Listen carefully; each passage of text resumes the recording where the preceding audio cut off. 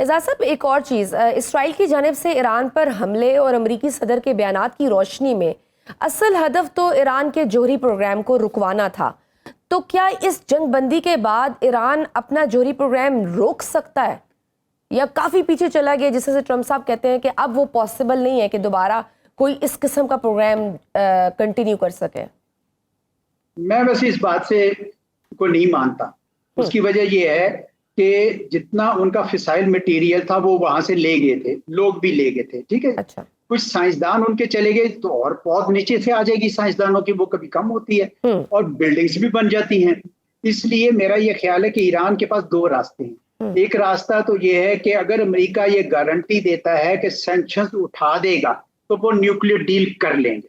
لیکن اگر امریکہ نے اگر لیتو لال سے کام دیا، ایران نیوکلیر راستے پر اپنا ویپن بنانے کے لیے چل پڑے گا. مجھے یہ یقین ہے کہ بھائی یہی دو راستے ہیں، اور اگر امریکہ چاہتا ہے کہ یہ ویپنز نہ بنائے تو اس کو فل فور اپنی سینکشنز جو ہے نا ایران سے اٹھانی ہوگی، اور یہ اس کے اندر ڈیل میں ایران کی پوزیشن جو نیگوشیشن کی پوزیشن ہے نا وہ بہتر ہوئی ہے اس سارے واقعے کے. بالکل ٹھیک ہے. ایک تو ان کی فیکٹر جو ریزن جو دیتے ہیں اس ساری تنازع کی کہ نیوکلیئر پروگرام کو ڈیمیج کرنا تھا، لیکن اس کے پیچھے جو ہڈن ایجنڈا تھا وہ جو بات کی جا رہی ہے رجیم چینج کی، وہ یہی کہہ رہے ہیں کہ ایران کی موجودہ رجیم امریکہ کو قبول نہیں ہے اور وہ شاہ ایران کے خاندان یعنی رضا پہلوی کو دوبارہ ایران کے اقتدار میں لانا چاہتے ہیں.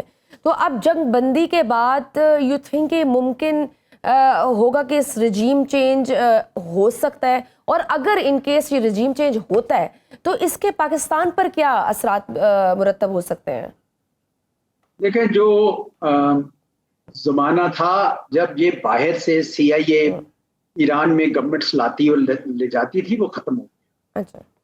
اور یہ رجیم چینج کا پورا ایجنڈا یہ مذموم ایجنڈا ہے. بھائی کوئی باہر کی طاقتیں کیوں کسی ملک کے اندر لائیں؟ اگر تبدیلی لانی ہے تو ایران کے اپنے لوگ لائیں گے. آپ باہر سے بیٹھے ہوئے کون ہوتے ہیں اس طرح کہنے کے لیے؟ آن گراؤنڈ آنا پڑے گا نا. اگر جیسے اگر پاسٹ میں سر دیکھیں تو ان کو خود آن گراؤنڈ آنا پڑے گا اگر یہ کچھ ایسا چاہ بھی رہے ہیں.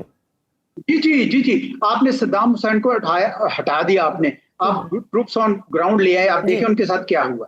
یہی حال افغانستان میں ہوا. یا تو آپ ٹروپس بھی آن گراؤنڈ نہیں لا رہے، آپ کہاں سے رجیم چینج کریں گے؟ اور یہ کیوں کریں آپ؟ یہ غلط بات ہے.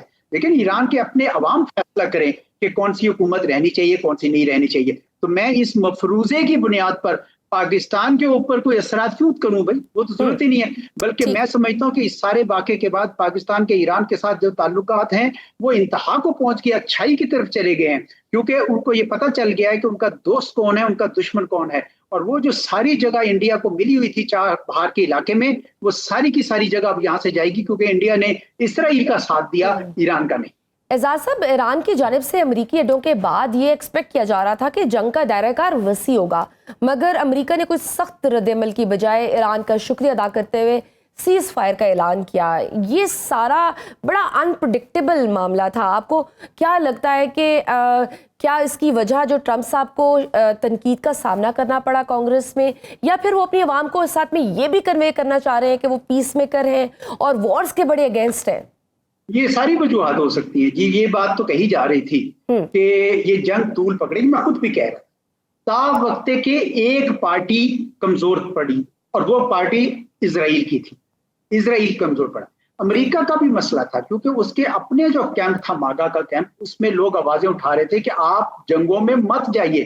آپ تو کہتے تھے میں جنگیں رکوانے والوں ہوں، پر آپ کیوں جنگ میں جا رہے ہیں؟ کانگریس بھی دباؤ ڈال رہی تھی کیونکہ کانگریس سے اجازت نہیں لی تھی انہوں نے. تو میں سمجھتا ہوں کہ یہ انہوں نے فیتھ سے بھی کی ایک قسم کی کہ اچھا آپ ہمارے اڈے پہ حملہ کر لیجئے، وہاں ہم لوگ ہٹا دیں گے، وہاں پہ سب چیزیں ہٹا دیں گے، آپ حملہ کیجئے اور ایک دم سے ہم صلح کا اعلان کر دیں گے. تو امریکہ جو ہے وہ ایک لحاظ سے پسپائی اختیار کر گیا اس میں. مجھے تو یہی نظر آتا ہے، اور اچھا ہو گیا. ہم ہونا چاہیے، جنگ طول نہیں پکڑنی چاہیے تھی، لیکن یہ پاکستان کے لیے بھی اور خطے کے لیے بھی اور میں سمجھتا ہوں دنیا کے لیے بھی بہت اچھا ہو. ٹھیک ہے سر، جہاں اسرائیل اور ایران میں جنگ بندی کا معاملہ امریکہ کی جانب سے کرا دیا گیا ہے، کیا وہیں اب یہ توقع کی جا سکتی ہے کہ غزہ میں بھی اسرائیل اپنی جارحیت اور ظلم بند کرے گا؟ کیا وہاں بھی عالمی دنیا ایسے ہی رد عمل دے کر فلسطینیوں کی مدد کر پائے گی؟ کیونکہ ہم نے دیکھا ہے کس طرح سے یہ جو تنازع شروع ہوا ہے ایران اور اسرائیل کا، مین وائل فلسطین پر اسرائیلی جارحیت ویسی کی ویسی ہی جاری تھی۔ ہونا تو یہ چاہیے کہ اس وقت سارے عرب ممالک اور ایران ایک فرنٹ بنا کے نیگوشیشن کریں ان کے ساتھ، امریکہ کے ساتھ، کہ اسرائیل کا ہاتھ روکیں اور 2 اسٹیٹ سولوشن کی جائے فلسطینیوں کی رائے۔ یہ وقت ہے، یہ وقت ہے۔ عربز اگر اس وقت اس ایران کے ساتھ مل کر ایک فرنٹ بنائیں اور جا کے نیگوشیٹ کریں تو مجھے یقین ہے کہ اسرائیل کو بیک ڈاؤن کرنا پڑے گا۔ یہ لیکوڈ حکومت جو ہے یہ 1978 سے 2 اسٹیٹ سولوشن کو نہیں مانتی۔ امریکہ کی تمام حکومتیں مانتی تھی سوائے ڈونلڈ ٹرمپ کے، ان کا جو امبیسڈر وہاں پہ گیا ہے کبھی وہ کہتا جی میں نہیں مانتا، تو یہ غلط بات ہے۔ میرے خیال میں اس وقت موقع اچھا ہے، اس وقت اگر سارے یہ عرب اور ایران یہ اکٹھے ہو کے یونٹی کا مظاہرہ کر کے نیگوشیٹ کرے تو فلسطینیوں کے لیے تھوڑا یہ ظلم کا جو بازار لگا ہے یہ بند ہو سکتا ہے۔ سر، ابراہیم اکارڈ کی بار بار بات کی جا رہی ہے، انفیکٹ نیتن یاہو تو کہتے ہیں کہ سعودی عربیہ اس معاملے میں ہمارے ساتھ ہوں گے اور ہم اسرائیل کو الگ اسٹیٹ ماننے میں بھی راضی ہو جائیں گے۔ یو ریئلی تھنک سو کہ اس معاہدے کے بعد، یہ جو جنگ بندی کا معاہدہ ہوا ہے، اس کے بعد ٹرمپ صاحب دوبارہ عرب ممالک پر دباؤ ڈال سکتے ہیں کہ وہ ابراہیم اکارڈ کی طرف جائیں اور اسرائیل کو ایک سپریٹ اسٹیٹ مان لیں؟ فرمائشیں تو آتی رہیں گی، لیکن سعودی عرب نے بہت کلیئرلی کہہ دیا تھا کہ جب تک فلسطین کی ریاست نہیں بنتی ہم اسرائیل کو ریکگنائز نہیں کریں گے، ہم ابراہیم اکارڈ میں شامل نہیں ہوں گے۔ میرے خیال میں تو سعودی عرب کی اس بات پہ یقین کرنا چاہوں گا کہ اور پاکستان کو بھی یہی چاہیے کہ جب تک وہاں دوسری ریاست نہیں بنتی ہے ہمیں نہیں اس طرف جانا چاہیے۔ تو مجھے تو کوئی شک کرنے کی کوئی وجہ نہیں لگتی، وہ فرمائش بے شک کرتے رہیں، لیکن جنہوں نے جوائن کر بھی لیا تھا ابراہیم اکارڈ ان کو بھی اب چاہیے کہ ذرا اسرائیل پہ دباؤ رکھیں اس معاملے میں۔ بالکل ٹھیک۔ لاسٹ کوشچن سر، اس جنگ کے دوران پاکستان نے جس طرح کی سفارتی پوزیشن رکھی وہ یقیناً قابل داد ہے کہ جنگ کے دوران ہی امریکہ کا دورہ بھی ہوا اور دوسری جانب ایران کی حمایت سمیت عرب ممالک سے بھی روابط رہے۔ کیا مستقبل میں پاکستان ایک بہترین سفارتی پالیسی کے ساتھ عرب اور مسلم دنیا میں بلاک بنانے کے حوالے سے اہم رول ادا کر سکتا ہے؟